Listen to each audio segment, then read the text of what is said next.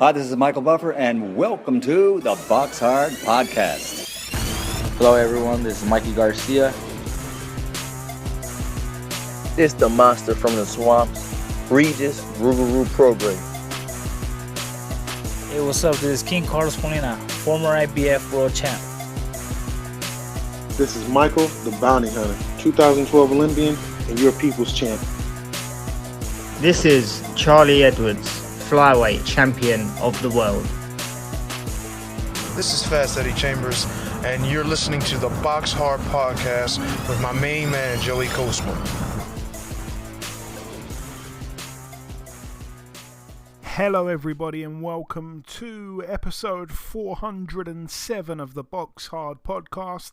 I'm your host Joey Coastman. I'm joined as ever by former heavyweight world title challenger, the main man, Mr. Fast Eddie Chambers. Eddie, how you doing this week, my man?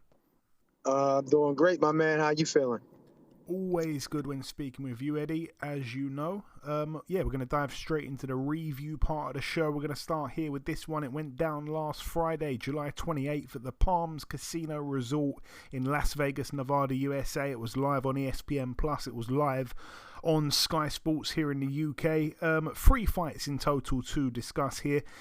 Abraham Nova with a really good knockout win in round 3. He's now 23-1. Like I say, the knockout in round 3 against Jonathan Romero, now 35-2. Extremely padded record, Romero. And yeah, a guy that's been around for a long, long time. Suffered his one loss to Kiko Martinez years and years ago. I think it's just a case really here of Abraham Nova being a bit too fresh, a bit too young, and probably a bit too good for Romero, to be honest with you. So a good win for him. I like his style. I like the way he's got the blonde beard. He looked good, and on to the next one for him. It's a good name, I guess, on his resume. Moving up the card once again, this one was for the vacant WBC USA Silver Super Featherweight title. We saw friend of the show, Andres Cortez, move to 20-0, a retirement win in round 7. His opponent, Xavier Martinez, didn't come out for round 8. He's now 18-2. It was very much a toss-up fight, to be honest with you, I think at the time of the stoppage. I think it was Robert Garcia in the corner with Martinez decided to not allow him to come out for that 8th round, and a lot of people were, quite disappointed with that decision because the fight was still in the balance. But again, I haven't actually seen what's happened, but I trust Robert Garcia, very good trainer, and obviously there's a reason behind his decision there, I'm sure. The main event, Sinisa Estrada, now 25-0, a unanimous decision there over 10 2-minute rounds against Leonela Udisa, now 19-2 with 3 draws. It was for the WBA and WBC world minimum weight world titles. Sinisa Estrada, like I said on last week's show, it wasn't really the fight that she wanted. I think she kind of wants more of the bigger names, and this was a fight that pretty much happened out of convenience more than anything else. But I tell you what, I don't know if she just overlooked her or what, but yeah, she gave Estrada a real fight, and a lot of people actually felt Udisa did enough to nick it in the end. I'm not sure, it was really close. I wasn't strictly scoring it, but Estrada got the nod. It was unanimous, like I say, but very, very close on the cards there. I think she was 1-16 to win that fight, so they were super confident with Estrada. But yeah, she definitely didn't look 1-16 on the night. Moving now to the Telford International Centre here in the UK in Shropshire. Over here, this one was live on TNT Sports, aka BT Sports. Couple fights to mention. Moses Italma with a win, now 4-0, a points win over 6 rounds against Kevin Espindola, who's now 7-8. Still only has that one stoppage defeat to Fraser Clark, in which he retired on his stall with an injury, a genuine injury. Got in with Italma. Italma, obviously, he's now 4-0 with only 2 KOs. He was 2-0, 2 KOs. They've put him in with 2 durable journeymen who have done their jobs properly and took him the distance. A lot of people very quick to criticise Italma. I think it's extremely unfair. They've thrown him in with stiff competition straight away. And if he would have knocked this guy out, Espindola, then it would have been a massive statement. So he's still a young kid, and you can't jump on this bandwagon of hate and all the rest of it this early. That's just crazy to me. But yeah, I think they probably wanted to probably get a stoppage in one of the two at least of his previous two fights that he's both times gone the distance in.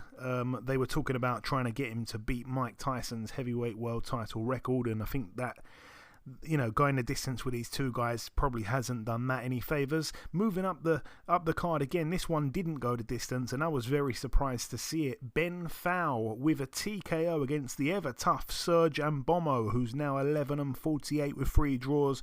Ben Fowl 4-0. Like I say, I was really, really impressed with him to get a knockout against a guy as tough as Ambomo. Ambomo is built like a brick what house. And usually just comes forward, usually just takes a lot of jabs in the face and stuff like that, but he's a pressure fighting journeyman, really, and he's hard to keep off of you. And like I say, he's upset the apple cart many times, and he does not really get stopped, so I think that was really impressive from Ben Fowl. Moving up the card once again, Ethan James with a good win. It was for the vacant WBO European welterweight title. They thought he was gonna beat James Moorcroft quite convincingly initially, and then the odds tightened up. A lot of money was coming for James Moorcroft, who had a couple of decent wins in recent fights and stuff like that. But yeah, Ethan James just a bit too good, really. Boxed really well. I think he's going to learn a hell of a lot from that. He's 12-0 now. He holds this European WBO title. And yeah, it was a great kind of, I don't want to say crossroads fight, but, a great fight between two of the best in the UK. And credit to Ethan James, passed a good test there. And yeah, another great fight in the main event, obviously, was supposed to be a fantastic domestic dust-up. Liam Davies, I had full confidence in him to get the win over Jason Cunningham, now 32-8. I said it as well to Liam Davies when we had him on the show a few weeks ago. I said, I've only ever been to 2 Jason Cunningham fights. He's had 39 fights, and only twice has he been knocked out. You know what I'm saying? And I was at both the fights that he got knocked out in. So I'm like Jason Cunningham's bad luck charm. And I said, I'm not going to be there in Telford though. So best of luck getting the knockout. And wow, he did not need me, because he got it in the very first round. And I think that surprised everyone. I did put a bit of money on Liam Davies to get the stoppage between rounds 7 and 12. And yeah, to get him out in a round was just unbelievable. He got him hurt. He had him down. And yeah, that was very early on in that round, and in that first round, then yeah, got back up, like I say, and Liam Davies just didn't let him off the hook. And yeah, that is a magnificent statement. It just goes to show, the depth really in class when it comes to Liam Davies. I think he's been an unsung great fighter for a long time, and I think he's only just now getting the plaudits. I mean, look at this guy. British super bantamweight champion, EBU European super bantamweight champion, and he also picked up the WBC and WBO international super bantamweight belts as well. This guy, I think, is really going places. I'm so happy for him. Really good fighter. I think he's excellent, Liam Davies. And yeah, moving now to the big one. It's the final card to mention. It took place at the T-Mobile Arena in Las Vegas, Nevada, USA, live on Showtime pay-per-view. Let's start briefly with the undercard. Yoenis Tellez, he was 5-0. He's now 6-0. A TKO in just the third round against Sergio Garcia, who's now 34-3. Very interesting, because Sergio Garcia actually opened up as the betting underdog. But then on the night, he actually became the favourite. So I thought that was quite interesting. A lot of money going on the Spaniard there, because obviously he's a tough guy. He's only been, beaten by really good fighters. Sebastian Fundora and Tony Harrison. Both times he took the distance. He's getting in with a guy who's only 5-0 with 4 KOs. Granted, the guy was a good amateur and stuff like that, but come on, this is a massive step up for just your sick fight. And I said that about 10 times on last week's show.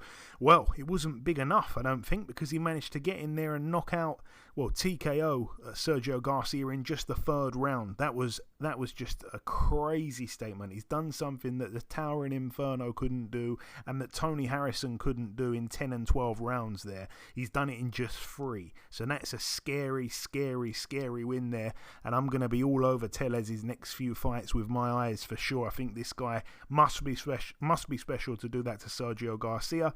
Moving up the card once again, the living legend, the future Hall of Famer Nonito Donaire, now 42-8. He lost a unanimous decision over 12 rounds to Alexandro Santiago, now 28-3 with 5 draws. It was for the vacant WBC World Bantamweight title. I did say on last week's show, we haven't seen Nonito Donaire since he lost brutally to Naoya Inoue in 2 rounds. And I said, you know what? I've just got this feeling he could have got old overnight out of nowhere, but it's going to be interesting to see. But I wouldn't be surprised with an upset. I think I said something along those lines, and yeah, I called it, and I was gutted to have called it, to be honest with you. I really, really like Nonito. Great guy, one of the best guys in boxing, one of the nicest guys, one of the best fighters of the last God knows how many years. And it was sad to see him lose to a guy really who wouldn't have been able to hang with him even just 2 years ago, 3 years ago. You know, I think finally the age and the wars have caught up with Nonito Donaire now. I don't know if he's going to be carrying on or not, but hopefully he doesn't, because I don't want to see him tarnish his legacy. But what a fantastic fighter he's been. What a great servant of the sport. And it was just sad to see him lose to Santiago. But credit to Santiago, he's a new world champion, and he's an unlikely world champion at that. And yeah, Isaac Cruz with a very close split decision win over 12 rounds against Giovanni Cabrera. Isaac Cruz now 25-2 with a draw. Cabrera now 21-1. He loses his O.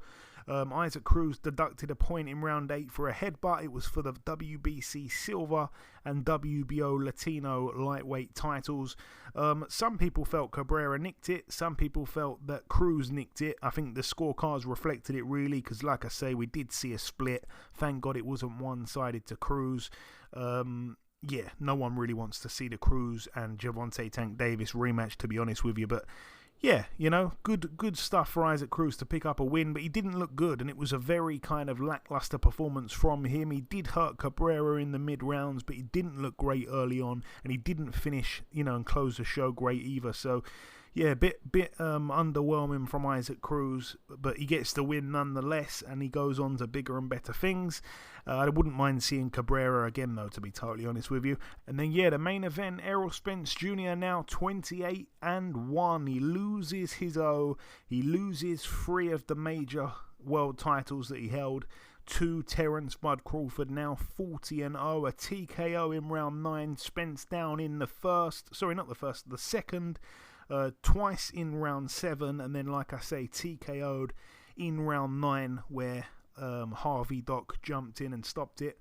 I'm going to run through the fight myself, Eddie, and then we'll come to you, of course. I'm sure there's a lot to discuss. Round 1, for me, a pure feel-out round.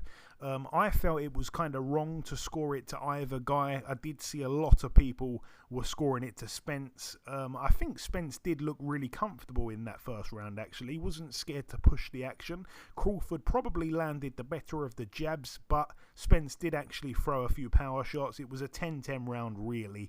You know, I don't really think either guy did enough to win it, but a lot of people gave it to Spence. I don't really care, that's fine.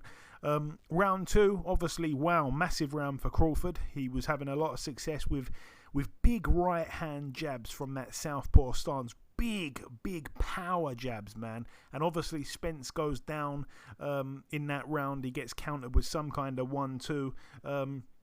I think the punch that caught him was the backhand, the backhand, the left hand, obviously, and then he gave him a little short and sharp right jab just to help him on his way down. It was more of a flash knockdown. I think Bud Crawford addressed that afterwards in the post-fight interview. It wasn't like he was massively hurt, but it gets to round 10-8. Round 3, another Crawford round for me. The commentary team didn't agree. They actually gave the round to Spence. I can't remember who was commentating on it now over here on TNT Sports, but yeah, Spence came out on the front foot after being dropped in the second round, and he tried to put the pressure on in response, like I say. Once again, I felt Bud had great success with that powerful jab, though, and again, he also landed some beautiful power shots. I felt Crawford was too clever for Spence in that round. This is something, though, that I've said time and time again. I was super confident in picking Bud Crawford. I never swayed at all ever since the first fight got mentioned. I was super confident with Bud, and I always said that I felt he's the much, much smarter fighter, the much better fighter all round. And like I say, I think we were starting to see it as early as that third round. Round 4, another Crawford round. He was in full control by this point. Spence looked so unsettled. Crawford was getting into his rhythm. Spence's face was all busted up as well that early on. Bud, I just felt was a different level. Too fast, brutally quick with his left hook counter again and again. Unbelievable stuff from Bud Crawford. Round 5, Crawford, once again, I felt was, escalating the levels again. You could see the difference in both the guys. Spence's face continued to look a complete mess. The doctor did actually have a look at Spence as well at the very start of that 5th round. But yeah, Spence was getting beaten up and he was starting to look really tired as well at the end of the 5th. Crawford, I felt, was just kind of playing with him, really. Round 6, another Crawford round. He was just tattooing Spence's face. Spence, at that point already in round 6, I felt needed a knockout. And it was only round 6, which is mad. Crawford, I felt, had the fight in the bag. Unless, of course, he walked into a big shot. It was just a case of if Errol Spence could have stood up to this beatdown for another 6 rounds.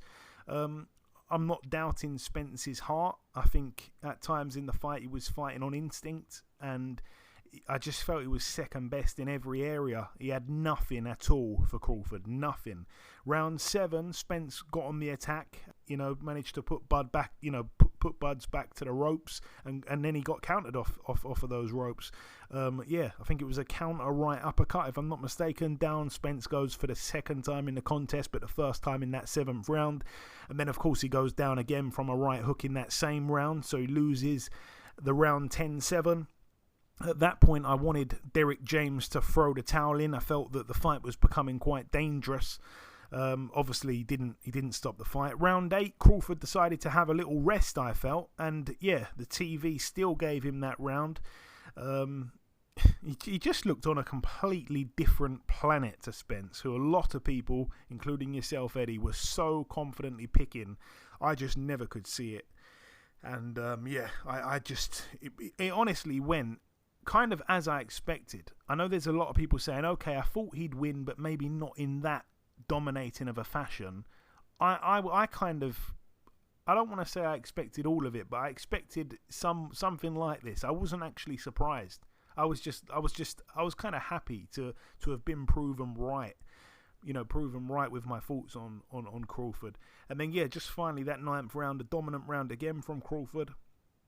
I honestly couldn't begin to tell you what punch hurt Errol, because I think every punch hurt Errol, and I was really, really happy that Harvey Doc jumped in when he did.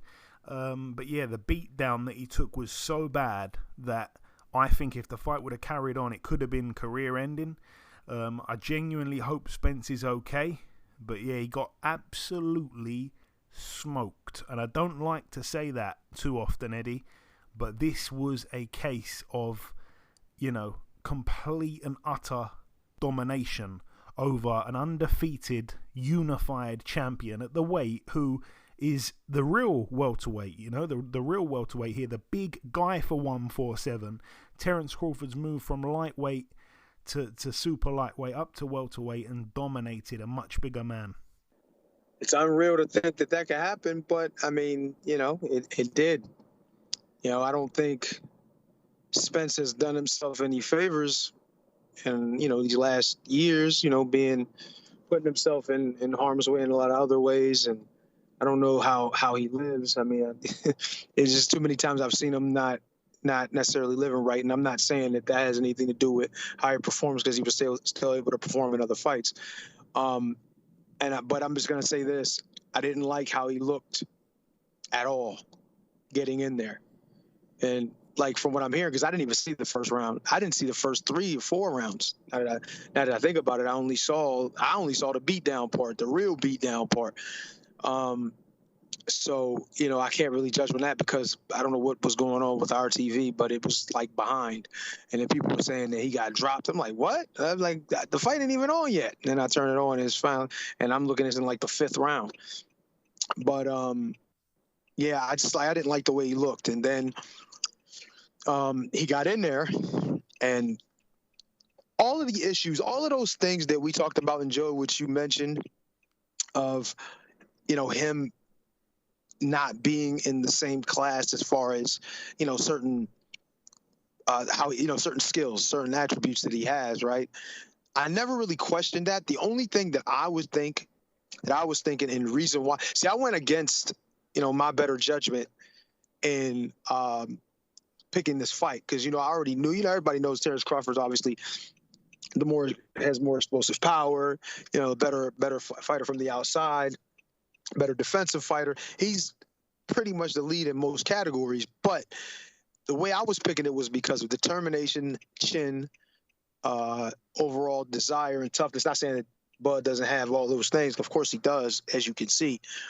But I was picking it based on the pace and what I knew Earl could do as far as, and then, he's a good punch. He's a hard puncher, not necessarily the puncher, punch for punch that Terrence Crawford is, but a cumulative type of fighter. So I figured that the pressure eventually, as long as Earl could take what Terrence is throwing, I believe that the pressure would eventually get to where it would be kind of like Kell Brook in the first fight when Kell Brook was doing, in the fight with Kell Brook and Earl, where he was doing well and boxing well early, and then Earl got to him, and started to take the fight over as the fight went on. I was expecting something to that effect. Obviously, Terrence Crawford being a better fighter than Brook and having more power and, most of the other things that was going on with him that he had in what Crawford has in his favor. But still thinking that similar type of situation. And I've seen Crawford hurt by other fighters that are much lesser fighters than Earl. And then these all play into, I think that there's an opportunity here if Earl's able to withstand what Crawford can hit, what Crawford's throwing and the heaviness of his shots. If he could deal with that and keep coming, then it's going to end up being a long night for Terrence. Actually turned out to be the other way. You know what I mean? And he absolutely couldn't deal with, especially after the first few rounds, of the power of Terrence Crawford. And a lot of that is also because when you don't see where the shots are coming from, like that knockdown with the right uppercut, he did not see that shot coming. I didn't even see the shot land until I looked at the replay because it was so smooth. I was looking at Earl and he was being aggressive and throwing. And the funny thing is, Earl landed like an overhand left. And at that time, right as he landed the overhand left, Terrence Crawford let that right uppercut, a little sneaky right uppercut on this side, boom, caught him flush. And he went down. There's no way Earl seen that. And that's why he's on the ground. You understand what I'm saying? And also, things that I overlooked, and I tell these to my guys that I train all the time, those huge steps and throwing extremely long and big shots from the outside is eventually going to lead to your demise. If you throw long shots with huge steps, especially at fighters who are prepared to deal with that, and that's like looking at a steak dinner right in front of you. It's just so easy to pick apart. If somebody, listen, there's a good amount of heavyweights out there that fought like that. And every single one of them are in my win column. You know what I mean? So me overlooking that because I understood what the pace and the power and the toughness and the desire that Earl has, and the demeanor of never being really pushed or never looking out of uncomfortable in there. It just looked to me like, he's gonna take this, and that pace is eventually going to be too much for Terrence to deal with as the fight goes on. No, it just never happened. It never happened. His punches did not affect Terrence Crawford in the least. You know what I mean? I understand he probably looked as if he had problems making the weight. I don't know if that had something to do with it, but his punches looked like he was literally just pushing them at him. You know what I'm saying? And when is the last time you seen a guy that's won in division. I mean, don't get me wrong, it's probably happened. I mean, you have mismatches, different people's, different fighters fight different fighters, and sometimes one person's path to the title is a little easier than someone else's. So, maybe that can be the reason for the big mismatch. But when have two fighters that have been heralded like these two guys as being the top guys been this big of a discrepancy in the fight, the finish of the fight, where one guy has clearly been way above the other? It doesn't typically happen like that. So there is a lot of things that I'm looking at in this fight. Like, could there have been some other factors other than just Terrence Crawford being extremely brilliant, which he was? And I don't think if everything was perfect for Errol Spence, that he probably still couldn't have won the fight. Possibly could have still got stopped. Possibly not. Maybe he would have made it the distance. Maybe he would have been strong enough to deal with it. But as it stands, got to give Terrence Crawford his flowers, as his coach said. You got to give him his flowers. The kid is a special, special guy. Now I'm seeing comparisons to Floyd Mayweather in his prime, and I just seen something today about Trinidad and Crawford at 154. Who wins? I'm picking Crawford in that. No disrespect to the great Tito Trinidad, but he's arrived as a real serious guy at any time in the history of boxing, to where people would have to really have to think twice about what they about to do with this guy if they got to step in the ring with him. So excellent fight. You couldn't have won it better for a guy you're supporting, and he looked tremendous. And his attitude toward it, his attitude toward the sport, the level of respect, the conditioning, the IQ, everything. The dude's a dynamite fighter. I got to give him credit.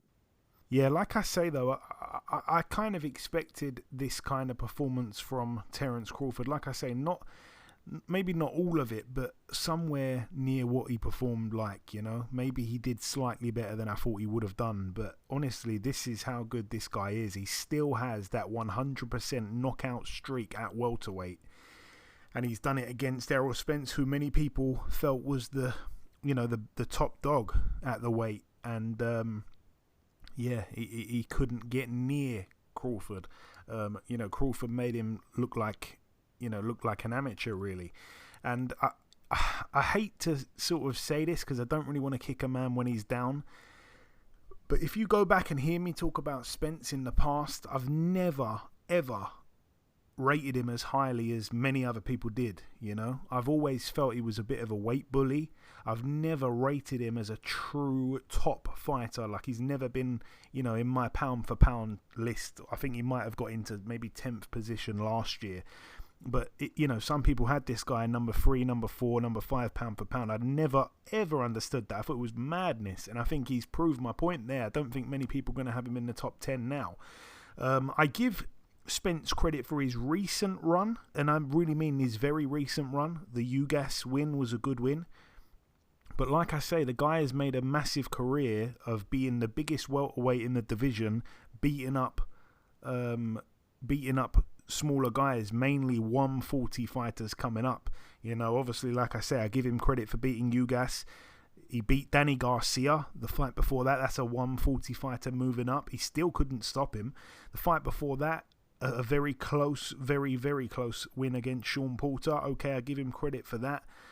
Mikey Garcia, the fight before that, and this guy's not even a lightweight, is he? He's a super featherweight, probably his best days, and he couldn't stop him, couldn't even drop him, and then the fights before that, Lamont Peterson, another 140 fighter moving up. The fight before that, Kell Brook, again, I give him a little bit of credit, but not as much as other people did. I still feel like Brook crashed the weight. Brook was coming off a smashing, literally, to his skull by Golovkin at middleweight.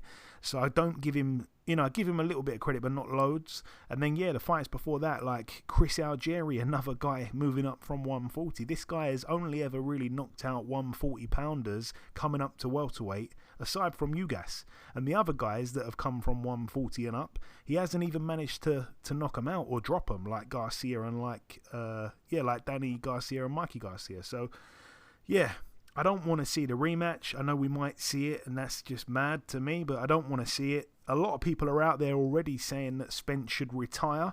I'm not entirely sure I would get on that bandwagon, but he did take a beating of a lifetime. If Crawford does decide to move to 154, he's already the favourite against Charlo. Yeah, honestly, if I was a welterweight at, you know, in the top rankings right now at welterweight, I would just be praying that Terence Crawford gets out the division soon, because no one, in my opinion, touches this guy. No one.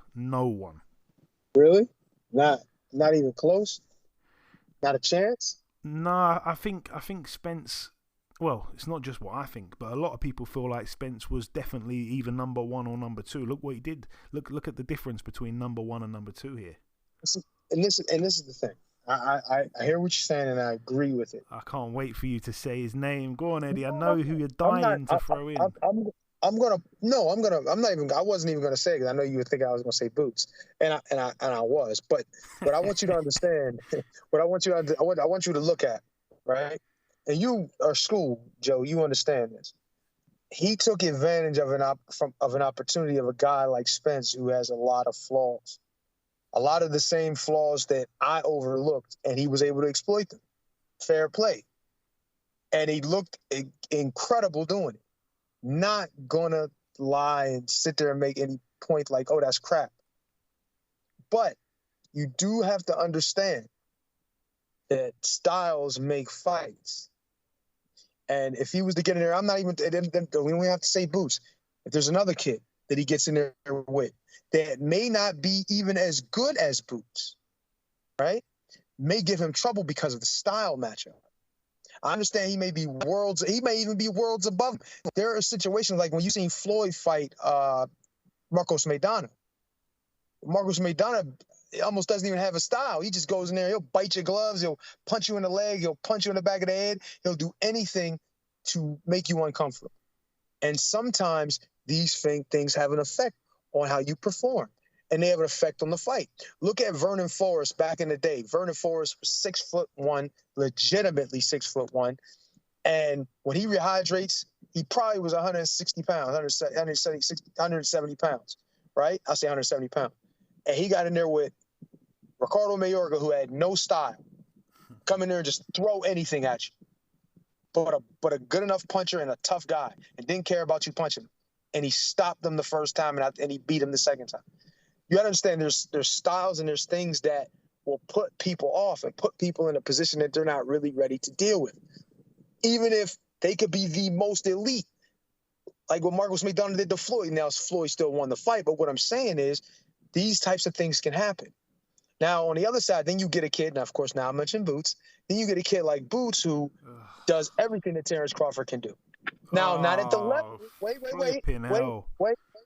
Not at the level, because he hasn't fought the competition. But I am a fighter. I have an eye for what happens in the ring. I can see these things. Even though you picked Crawford over Spence and you were 100% right and everything you said came true, all those things I seen. All those things I seen happening. All those things I could see happening. But I picked Spence because I thought there was this going and that other thing, and against my better judgment, I went against it, right? But what I'm saying with Boots is probably, I don't know if he's the puncher. I've never been in there with Crawford, so I don't know how he punches, but I've been in there with Boots. I know how he punches, even as a 147-pounder. Now, is he fast? Absolutely. Is Terence Crawford fast? They both are. What I'm saying is this is a fight that on attributes, only we're saying attributes. We're not saying what has happened already and who they fought in the level, because we know Terence Crawford's worlds above him in resume. So we're not going to sit there, and even in pedigree, because of what he's done at all these weights and everything, right? But what I am saying is, of all the kids, I say kids, I'm old, of all the guys that are there, he poses a problem. He may not think it's a problem, and the thing that happens with people who don't quite understand it, they'll look at like, oh, there's no way. Crawford is the greatest of all time, and it's fine. He's making a damn case for it. I get it. But there are still things that can happen in a ring. Fights are not fought on paper. They're not fought on paper. And this is part of the reason why I picked Spence, because I thought of some of the other factors that it would have an effect on the fight. It just didn't happen, and the paper won this time, right? So what I'm saying is, though, that Boots, whether you want to believe it or not, maybe he gets stopped by Crawford in the first round. I don't know. But regardless of that happening, right now as it looks, he poses a serious problem for anyone at that weight and at 54. I'm telling you. I'm just saying. If he gets caught and knocked out, fine. But I'm telling you, he poses a serious problem. Now, maybe he doesn't. Maybe you're right. Maybe he gets knocked off by Crawford very easily. But as I'm looking at it now, that's going to be a tough fight. Now, we'll see if that even happens. But trust me, it will be. I don't want to hear any like, oh, I wasn't expecting that. I've been trying. I told you. And before you go at me, Joey, I am not Johnny. I just want to let you know that. I just want to let you know that. Just to let people in on that inside joke there's one of Eddie's real good friends called Johnny runs his Twitter account, and he's like the biggest Jaron Ennis fan, so he always tweets the most craziest things about Ennis, and it's I'm always kind of getting on to Eddie saying, I bet you tweeted that, and we laugh, but it's never him tweeting. But yeah, I think, listen, look, I don't want to carry on going on too much about this situation. Obviously, it's a hypothetical fight, and it's one that we may not even see. But yeah, like I say, Boots has had 31 fights now. He's only boxed one former champion. I feel like they need to step him up. I understand there's a lot of guys in the queue, a lot of credible, good fighters in the queue at 147. But yeah, we need to see him stepped up. I don't want to see Boots get in too many. I don't want to say wars, because I don't feel like he's been in too many wars, but I don't want to. Every fight puts miles on the clock unless you're getting someone out in a round, and I don't want to see him get his opportunity when he's had too much miles on the clock. Reminds me of a fighter called from the UK called Thomas Patrick Ward, only that they don't have a, they're nowhere near each other in terms of style. But Thomas Patrick Ward was an excellent amateur. Turn pro, I think he's probably about 33-1 now. By the time he got a big fight, basically he had so many miles on the clock. We've talked about him before. He goes 10 rounds every time. He can't punch, and by the time he got his shot, it wasn't even at a world title. It was an eliminator. He got absolutely pasted, and that was because I think he had way too many miles on the clock. I don't want to see Ennis do that. I understand Ennis does usually bang people out. He doesn't have the kind of mileage that a guy with 31 fights has, but yeah, I just want to see him have the fights rather than all the talking. But yeah, I just think I would just want to end it by saying that I feel like Crawford is an all-time great in my opinion. I think he could have hanged with any welterweight. I'm not saying he beats every single welterweight ever, but I think he could hang with all the best welterweights ever. And yeah, just the versatility, the smartness, the judge of distance, the switch hitting. He's comfortable in both stances. He can punch. His feet are fantastic. His defense is, was really good the other night. Probably the best I've seen it. Oh man, honestly, the guy is a phenom. But anyway, that is it though for the review part of the show. We're now going to welcome this week's special guest. Ladies and gentlemen, please welcome the former heavyweight world title challenger. It is, of course, Mr. Gerald Washington. Gerald, welcome back on the show, my man. It's been a long time. Thank you very much. Thank you for having me. Always a pleasure, Gerald. So we last spoke back in February of 2020. At that time, you were getting ready to fight Charles Martin. How have things been since then? Obviously, you've only boxed the one time, the Demerism fight. But yeah, how have things been in general, my man? Everything's good, man. I've been training here at Brick House Boxing in North Hollywood, California, and I've been training with Malik Scott, and we just been working, man. We've been doing a lot of training, just kind of staying ready, preparing for whatever is to come. Boxing with lots of guys from different kind of experience levels, and just preparing and getting ready. And we're just ready to go next week. Yeah, you mentioned it there. The one thing that is new is that you're now training under Malik Scott. What has that been like, Gerald? I've seen some clips of your training online, and Malik's got you moving like a middleweight. Yeah. We just practicing, just trying to take advantage of all our strengths and put everything together, and just practicing different situations, scenarios, and just trying to really pinpoint the stuff that we need to do, for the particular moment that we need. Yeah, and I think your fight got announced either yesterday or today. You'll be boxing Dereck Chisora August 12th in London as part of the Joshua Whyte 2 undercard. Firstly, Gerald, how much notice have you had? A couple weeks, just to prepare. I'm not sure, 3-4 weeks or something like that. I kind of just got a heads up, and then it was go time. And how? And then it was a matter of securing the fight, and then from there, once I found that out, it was just a matter of getting ready, preparing. I guess with heavyweights it's a bit different, but you will know the answer to this question. How good shape are you in? Are you in good shape? Oh yeah, I'm in great shape because I stayed in shape. I didn't know. I know I wanted to fight. I didn't know when it was going to happen. I went to camp with Dereck in December to help him for the Fury fight, and then came back, and I just been training, just trying to see what's going on, potential things here and there, and then Dereck called me, and he asked me then I got a call saying, hey, am I down to fight? Would I be down to fight? And it came through. So, I'm grateful for the opportunity. He's a stand-up guy, and I know he comes to fight, man. It's gonna be good action. He brings the action, so it's gonna be a great night of fighting for everybody. And you said there that you were in camp with him. That's something I didn't know, but that was prior to linking up with Malik Scott, right? I was working with Malik Scott during that time. Okay. I wanted to ask as well, is there any kind of advantage, here for you? The fact that obviously, well, you said there that you'd done some rounds with Dereck. I didn't know that, but obviously Malik fought Dereck. I was at that fight many moons ago. Is that an advantage in any way? I mean, I'm familiar with him and his style. You know what I mean, but he's very unpredictable. What you do know about him is that he's going to come fight. He's going to force you to fight, he's going to force the action. He's going to make it hard all night long. That's his way to make it happen for himself. And we have to do everything we can to stop that from happening. To play our game. And being brutally honest, Gerald, obviously you've lost 5 of your last 7. On paper, you're in the worst form you've been in. But like I said earlier, maybe Malik has brought something totally new to your game. Maybe if things work out right, you'll be able to get another run at a world title. But do you view this fight against Dereck as a last chance saloon for yourself or not?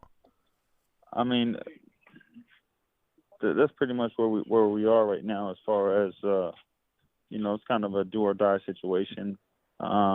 You can always get offered fights and stuff here and there, but it's like, what caliber of fights? This is a big fight on a big card on a big stage, and this fight means a lot. I was offered this fight, and I took it, graciously as a blessing from above. I'm grateful for this fight, and I'm going to give it all I have.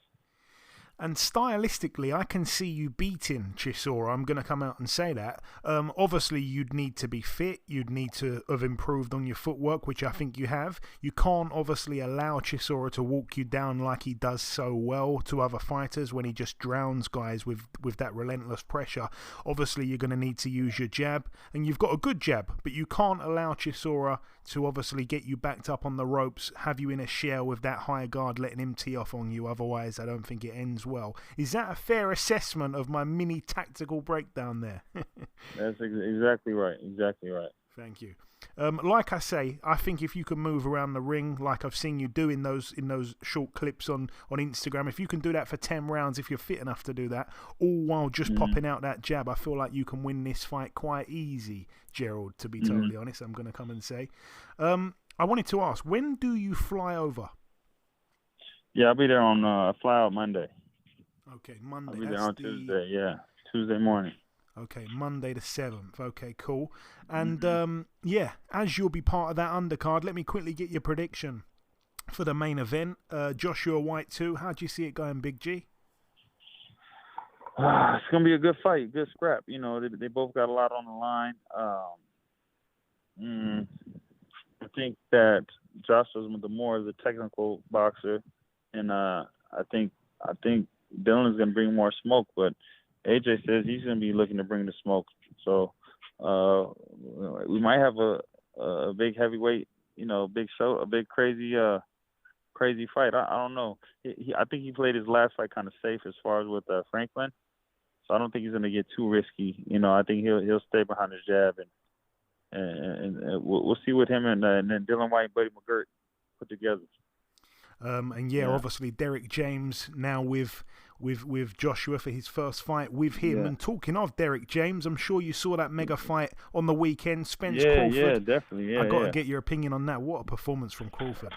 Yeah, that's all you can say about that, man. I never seen that before. Something so clean, something so flawless. That was a beautiful performance, and that the whole boxing world's gonna be able to take a lot from that.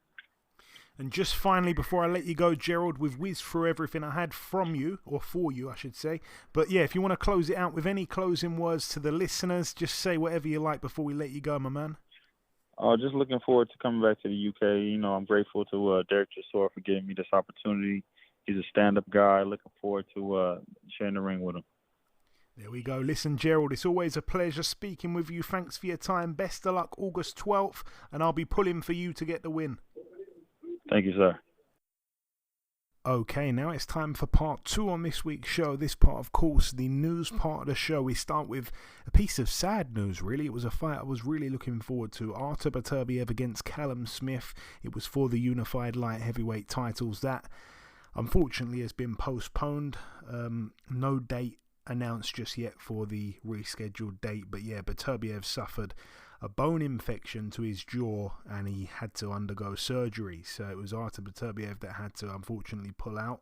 But yeah, hopefully we see it rescheduled. In other news, it is official now. Lee Wood will be boxing Josh Warrington. So Lee Wood defends his title there against Josh Warrington. An all-British world title showdown there, live on DAZN, October the 7th. It goes down in Sheffield at the Utilita Arena. Quite interesting, actually. I thought it would have probably gone down at the, in Leeds, at Elland Road or whatever, but no. On the undercard as well. On the undercard, it's another fight that's been rescheduled. We're going to see Terry Harper get in there with Cecilia Brackhouse for the WBA and WBO 154-pound, what's that? Super welterweight world titles. That's going to be going down, like I say, on that undercard again. The date for that, October the 7th in Sheffield, live on DAZN. In other news, we're going to see the all-British light heavyweight showdown between Joshua Buatsi and Dan Aziz. It's been confirmed for the O2 Arena. October the 21st is the date. Again, I don't think they have an undercard for that just yet, but it's a great fight there. Two Londoners, two South Londoners as well, so it should be a good one.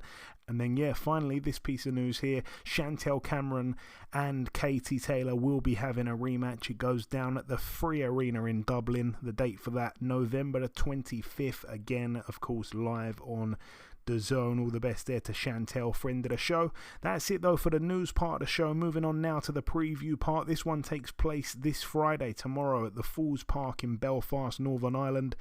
Over here, I don't think it's going to be televised, but we're going to see for the WBO European Super Lightweight title, Sean McComb, 16-1, good win last time out against Casey Benjamin. He gets in with Alejandro Moya of Spain, who's 17-1. We're also going to see Padraig McCrory, 17-0, getting in there with Steed Woodall, who's 18-1 with a draw. That's over 12 rounds there at Super Middle. Moving now to Belarus at the Historical and Cultural Complex. Over here, return to the ring for former WBA World Super Lightweight Champion Kirill Relik. He's 23-3, hasn't boxed in over 4 years. We haven't seen him since he got TKO'd by Regis Prograis. He's back though, like I say, just over 4 years out the ring. He steps in with Nadzir Bakshiu, who is 7-17 with 3 draws. That's a 6-rounder there. It does take place at 140. Moving now to the Opera stage in Finland. We are really branching out here to venues and countries that we don't normally mention, but Robert Helenius definitely deserves a mention. The Nordic Nightmare, 31-4 these days. He's back in an 8-rounder here against Mika Milonen, who's 6-0 with 6 KOs, but he is 41 years of age.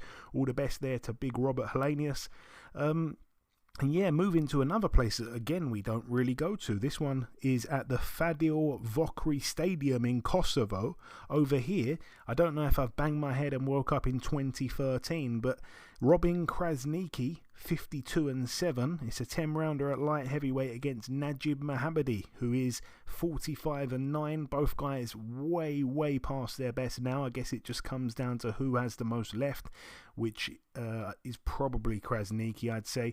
All the best to both guys there. And then, yeah, the final fight or fight card to mention, it goes down, of course, on Saturday at the American Airlines Center in Dallas, Texas, USA, live on DAZN. I'm more interested, I suppose, in the women's fights on this card, if anything. So yeah, let's start with one straight away. Shadeja Green. It's going to be good to see her back out. Very exciting fighter. 12-0 with 11 KOs. She is being talked about as one of the biggest threats to Clarissa Shields, so it's good to see her out again. She gets in with Olivia Curry, who's 7-1. Not been knocked out in that one loss, so it'd be interesting if she can take Shadeja Green a couple of rounds. But again, I say a couple, take her the distance, probably won't happen. I'm expecting Shadeja to probably get a stoppage there. It's over 10-2s. And then, yeah, Amanda Serrano, again, of course, over 10-2s. She defends her IBF, IBO, WBA, WBC, and WBO World Featherweight titles. And her record, of course, is 44-2 with a draw. She gets in with Heather Hardy, who's 24-2. It's a rematch, obviously. Serrano beat her on points back in 2019. In September 2019, took her O, and yeah, since then she's had 3 fights, winning one of them by unanimous decision, winning one by majority decision, and losing one by unanimous decision to Jessica Kamara. So I don't really see much point in this. Amanda Serrano said she really wanted to give her an opportunity because basically it was, Heather Hardy who gave her an opportunity at the weight. So it's more of kind of, like a, I don't know, repay the favour type of fight, if that even makes any sense. I'm not that bothered about it. I think Serrano will probably hope to go in there and get a stoppage this time. She has 30 KOs to her name now. She'd like to go in there and get a stoppage here, be the first lady to stop Heather Hardy and do something she couldn't do in the first fight. And then, of course, the main event, Jake Paul, 6-1, coming off that loss, obviously, last time to Tommy Fury. Quite interesting to see that this one's actually scheduled for 10 rounds. I want to say that's got to be the first time that he's actually been scheduled for a 10-rounder. I think the Tommy Fury one was an 8-rounder. So yeah, he moves up to 10 rounds here against Nate Diaz, who's making his boxing debut. I have to say, I don't think it goes 10 rounds, so it doesn't matter if they made this a 20-rounder. But yeah, I'm expecting Jake Paul to probably knock Nate Diaz out within probably the first 5 rounds. If it's a 10-rounder, there's probably a decent bit of money on that, actually. A decent price. I wouldn't mind having a little look. Rounds 1 to 5. I think they probably offer that on Sky Bet, but I haven't seen the price. But yeah, I'm expecting Jake Paul to have way too much for Nate Diaz. He should be much younger, fresher, stronger, and all the rest of it.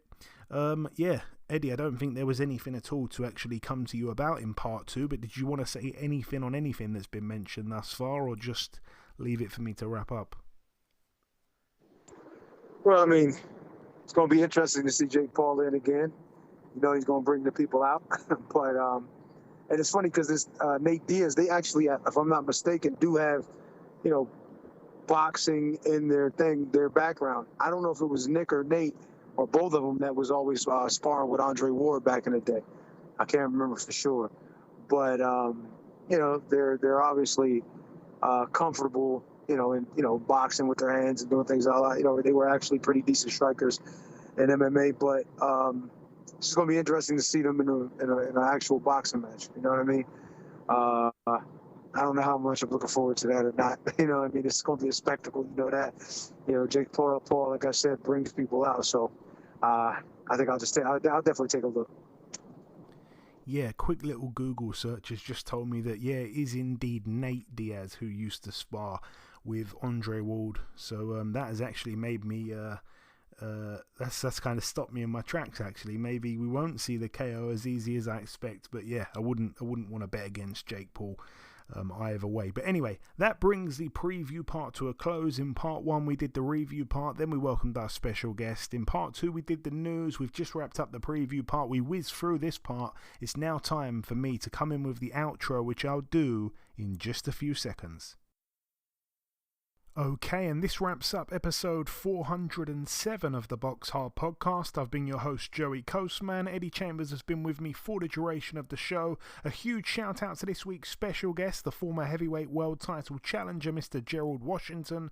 All the best to him when he gets in the ring with Dereck Chisora in just a few days' time. The biggest thanks of all, though, goes to you, the listeners. Thanks once again for tuning in. Remember to follow us on our new Twitter, which is on obviously Twitter, at BoxHard_podcast. That's where you can find us from now. I'm trying to follow everyone back. It's hard trying to remember who I was following before and stuff, so please drop us a follow on there. If I haven't followed back, just send us a little tweet and I'll of course follow you back. But like I say, thanks once again for tuning in. That's about everything from myself. Enjoy your weekends, people. Stay safe, and we shall see you all again next week.